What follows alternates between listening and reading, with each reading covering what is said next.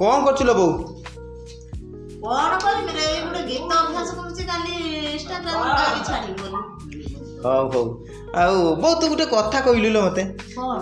ତୋର ତ ଗୀତ ବଢିଆ ଭାଇରାଲ ଯାଉଛି। ତୁ ଗୀତ କୋଉଠୁ ଶିଖିଲୁ? ଫାଷ୍ଟ ତୁ କୋଉ ତୋର ଗୁରୁ କିଏ ଥିଲେ?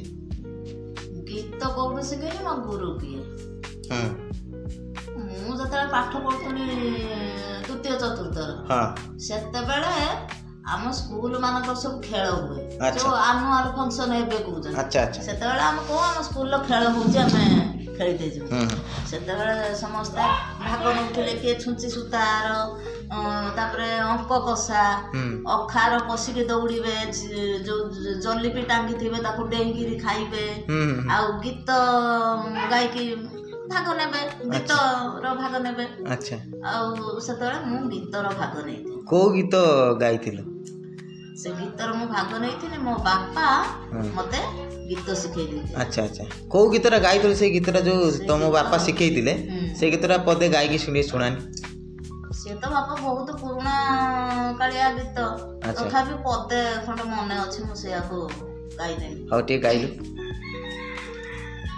ପ୍ରଭୁ କି ସୁନ୍ଦର ଦିଶ, ବସି ରତ୍ନ ସିଂହାସନେ, ପ୍ରଭୁ କି ସୁନ୍ଦର ଦିଶ, ପାପୀ ମାନେ ତରି ଗଲେ, ପାପୀ ମାନେ ତରି ଗଲେ, ପରି ତୁମ୍ଭ ଦର୍ଶନ, ପ୍ରଭୁ କି ସୁନ୍ଦର ଦିଶ, ବସି ରତ୍ନ ସିଂହାସନେ, ପ୍ରଭୁ କି ସୁନ୍ଦର ଦିଶ। ଏଇ ଗୀତ ମୋ ବାପା ମତେ ଶିଖେଇ ଦେଇଥିଲେ, ମୁଁ ସ୍କୁଲର ଗାଇକି ପ୍ରଥମ ହେଇଥିଲି। ବାସ୍ ବଢିଆ ଲାଗିଲା, ବଢିଆ ଗୀତଟେ। ମୁଁ ଏଇ ଗୀତ ଗାଇକି ପ୍ରଥମ ହେଇଥିଲି। ଆଉ ସେତେବେଳେ ମୁଁ ଗୋଟେ ପ୍ରାଇଜ ପାଇଥିଲି, କଣ ଜାଣିଛୁ ନା? କଣ? ଗୋଟେ କାଳିଦୁଆତ, ଗୋଟେ ଡଟ୍ ପେନ୍, ଆଉ ଗୋଟେ ପେନସିଲ, ଗୋଟେ ଖାତା, ଏତିକି ମୁଁ ପ୍ରାଇଜ ପାଇଥିଲି। ଆଚ୍ଛା, ତୁ କାଲି ମାନେ ତମ ବାପାଙ୍କ ଠାରୁ ତୁ ଶିଖିଥିଲୁ ନା ଆଉ ତୋର କିଏ ଗୁରୁ ଥିଲେ? ନା, ପ୍ରଥମ ଗୁରୁ ହଉଛି ମୋ ବାପା।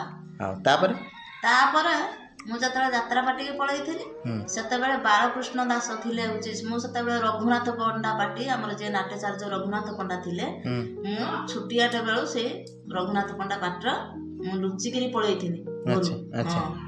ପଳେଇଥିଲି, ଯାଇକି ସେଇଠି ମୁଁ ବାଳକୃଷ୍ଣ ଦାସ, ସେତେବେଳେ ବୁଢା ହେଇଯାଇଥିଲେ, ସେ ବାଳକୃଷ୍ଣ ଦାସ ମତେ ହାରମୋନିୟମ ଧରିକି ଗୀତ ସେଇଠି ଶିଖେଇଥିଲେ, ଯୋଉ ଗୀତ ସେ ଯାତ୍ରା ଗୀତ ମତେ ଶିଖେଇଥିଲେ।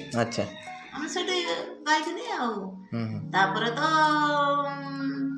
ସେଠୁ ଆସିକି ଓଡ଼ିଶା ଅପେରା ଆମର ହେଇଥିଲା, ମୁଁ ସେ ଓଡ଼ିଶା ଅପେରା ଥିଲି। ତାପରେ ଆଉ ଗୋଟେ ନୀଳଚକ୍ର ବୋଲି ଗୋଟେ ଯାତ୍ରାପାଟି ହେଇଥିଲା, ସେଇ ଯାତ୍ରାପାଟିରୁ ଆମର ବାହାଘର ହେଇଥିଲା।